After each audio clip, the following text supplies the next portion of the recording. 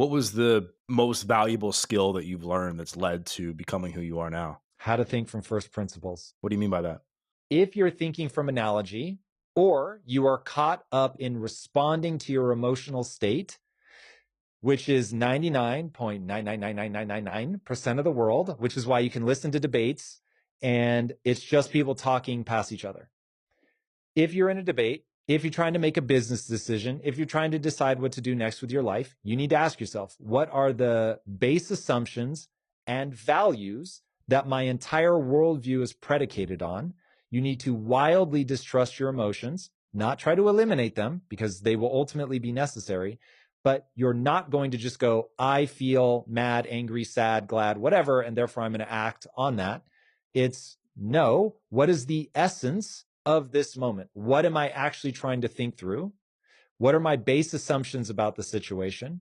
And then what are the values that I have that I steer my life by? And when you put all that together, what's the right choice in this situation? When it comes to failure, I think so many people they let that just completely stop them and trap them. And you talked a little bit about how people can get better at that.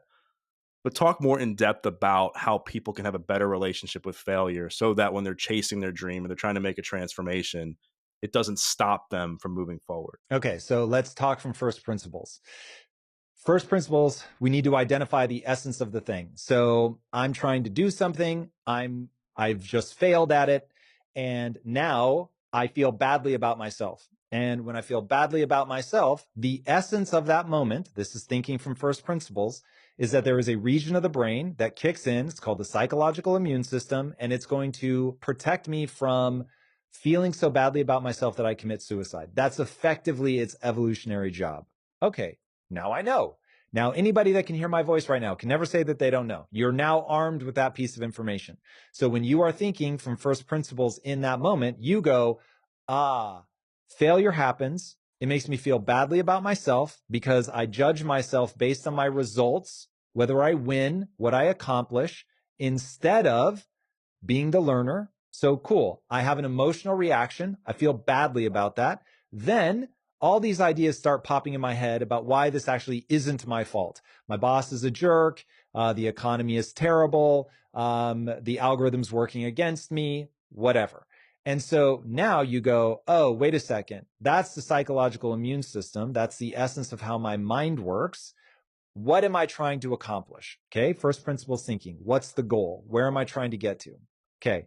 Now, once you know where you're trying to get to, you simply ask, what actions are most likely to yield the outcome that I desire? Not what ought to happen, what will happen. Cool. Now we're going to end up back in the physics of progress because you're not going to be able to guess bang on every time. But ultimately, all you're trying to do is figure out from first principles, if I do X, what result will I get? And then you hopefully will put a rule in your life that says, I only do and believe that which moves me towards my goals. Now, the reason I say and only believe is I don't think humans are good at identifying truth. What is truth? Truth is the thing with the highest degree of predictive powers. Okay, so I'm not good at believing the thing that will actually predict my outcomes. Okay, so I'm going to get there through a trial and error process, and I'm going to hold on to the things that I do that yield an outcome every time that I do it. All right, so if I'm thinking from first principles about failure, what am I trying to accomplish? Why do I have this emotional reaction? Does my emotional reaction move me towards my goal? If it does, then I'm going to act on my emotion. If it doesn't, then I'm not going to. And I will just, spoiler alert, 98% of the time, your emotion is not going to be helpful at the early stage of analysis. But emotion can help you in that it says, there's something important here. You feel badly because this matters. Okay, cool. Should this matter? Does this take me where I'm trying to go? Yeah, it does. Actually, I want to take this very seriously. This is very important to me. Okay, cool. Then I'm actually glad that it stings. But now I need to take ownership. Why? Not because Tom said to, because it's the only thing that you can control. And so if what we're trying to figure out is what action can I take that is most likely to yield the desired outcome, I know that I have to act. So if I'm trying to make my next action smarter, then I'm simply going to ask myself, what do I need to do differently? Why didn't this work this time? And what do I think, it's going to be a guess, but what do I think will allow me to get the result that I want next time? And you just keep thinking in those loops of, how do I get as close to truth as humanly possible? Again, truth is that which accurately predicts the outcome of your actions. So I'm trying to identify that thing. Most people, they're just in their emotions and they make decisions based on emotions, and they tell a post hoc story about why they feel the way they feel, and they try to paint that over the world. And so we see this now with movements in culture about, oh, the economy's terrible, and I'm an elder millennial, and I was just born at the wrong time, and so this all sucks. We're in a recession, so I can never do anything. That literally makes no sense.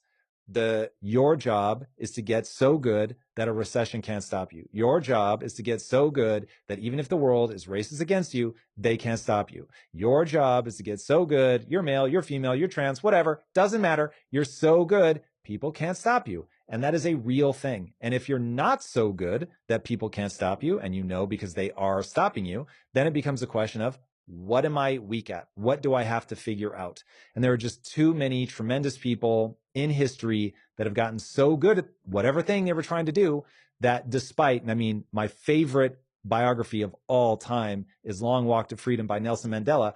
I challenge you to find somebody, I mean, maybe Solzhenitsyn, who went through something worse and came out the other side and still like succeeded at the absolute highest level that a human being can succeed at, because he built the skill set that he needed to build in order to achieve the thing he wanted to achieve. So anyway, that's thinking from first principles and dealing with failure. You talked about how emotions get in the way of a lot of people when they hit a moment like that. You've talked openly about your struggles with like anxiety and how you think about anxiety on a daily basis, but you also say that you never like let yourself get out of equanimity for longer than 45 minutes or something like that. So given what we just talked about with emotions and failure, what's your advice to somebody when they hit something that's tough and they're starting to get emotional? How can they come back to a sense of peace so that they don't spiral like so many people do? Yeah. So one, that's going to be a rule set. So there's a rule in my life that I don't do overwhelm. So if I feel anxiety coming on, if I feel something that is about to overwhelm me, I'm just like, yeah, I don't do overwhelm. What that means is, one, that reminds myself just not to allow myself to be weak. There are limits to that. And that's the second part, which is it also reminds me, hey, if I'm being as tough as I can and this is still a problem, then set the weight down. And so what I find is you will find a couple different types of people. Type number one, they're just weak. They do not hold themselves to any sort of meaningful standard. Cool. Then you find people that are strong, but they don't know when to set the weight down. So they're so busy being tough that they literally ruin their entire lives because they will burn out, they will physically damage themselves, whatever. I mean, they just literally ruin their life. And then you have the person that hopefully all of us are attempting to be, and that is somebody who every day works to have stronger shoulders, but also knows when to put the weight down, because they play so full on, so hardcore that when they're like, oh, this is going to lead to injury, that they don't then question themselves like, oh, am I just being weak? They've so earned their own respect over time by showing up relentlessly, by getting better all the time, by carrying a weight that is far heavier than virtually anybody around them. And so when they're like, okay, I can feel that something bad is going to happen. I'm going to get overwhelmed. I'm too tired. I'm not having fun anymore. That they go, okay, cool. It's Tuesday. I've got a lot to get done, but I'm still setting this weight down because I have a rule in my life, which is I don't do overwhelm. So that nest of ideas becomes part of it. Identity is a huge part of it, but that gets you close. Was there ever a time you wanted to quit at something and Lisa wouldn't let you? I mean, I know she's been your biggest cheerleader throughout your life. Was there ever a time where Multiple times. So after, I don't know, we'd probably been doing it for 3 months or something, the original show that we were doing called Inside Quest. And I said, oh man, this is just not working. It's so much time. I don't know that this is moving the business forward. So small, so few views. And she was like, no way. You're going to do this for a year. She's like, I really think that you have something that other people don't. You need to just keep at this, get better, give us time to build the audience. And so I did. And, whatever, 7 years later, it's a multi-million-dollar business for us. We've had 500 million views, pretty crazy. So weird to think that I would have stopped at, whatever, 10,000 views. So I owe that one entirely to her. Yeah, you've talked about like how Lisa has really shaped you and helped you overcome limiting beliefs in your career and in your personal life. Like talk about that more in depth about your relationship with Lisa and how she really has like morphed you into the Tom that we see today. So, first and foremost, life doesn't have anything better to offer you than the requited love of another human that is going to shape you. Now, I'm sure that that works no matter what your orientation, but I'll just speak from an evolutionary standpoint. Men and women, there really is a sense of creating a hole between the two, and that you look at the world so differently from an evolutionary standpoint. You're just wired to see different things. And so the yin yang of our relationship has always been very incredible, where she is good and optimized for things that are blind spots for me, and I'm optimized for things that are blind spots for her. And so we just go back and forth. She is my equal. And that's something that is becoming sort of common in the culture right now, is the sense that men and women are adversaries. And I'm not saying there isn't reasons to see that in its pathological state, but it would be wrong to say that that's the essence of the relationship. And so we learned very early on that if we could navigate the communication well of seeing the world very differently, that we could have a much deeper love and just enjoy each other that much more, but that we really could shape each other into a better version of who we would have otherwise been. You have to be open to that. You have to find somebody that really you have to contend with. And that's an idea that I got from Jordan Peterson, that that's the right way to think about your spouse. It's somebody who they are very different than you. They are good at different things. You guys are not just overlapping creatures. However, that they are somebody that you have to contend with. You respect them. They push your thinking. They sharpen your thinking.